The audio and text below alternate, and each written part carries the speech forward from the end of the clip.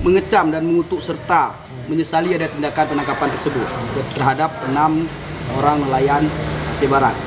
Sudarlun komunitas nelayan tradisional Kontan, LBH Pos Melabuh dan Semur Aceh Barat mendesak Kejaksaan Negeri Melabuh menghentikan penuntutan kasus penangkapan terhadap 6 nelayan Aceh Barat.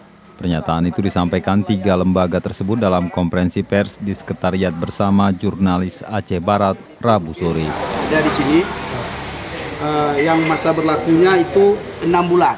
3 lembaga menyatakan penghentian kasus itu harus dilakukan karena melanggar surat edaran Menteri Kelautan dan Perikanan RI yang dikeluarkan 3 Januari 2017.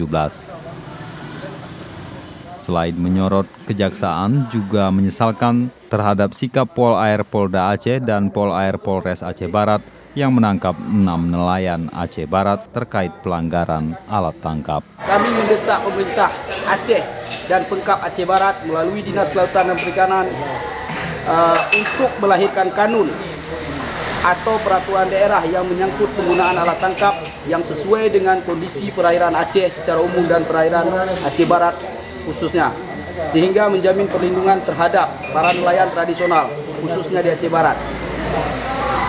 Dari Melabuh, Rizwan, Serambion TV. Mengecam dan mengutuk serta menyesali ada tindakan penangkapan tersebut terhadap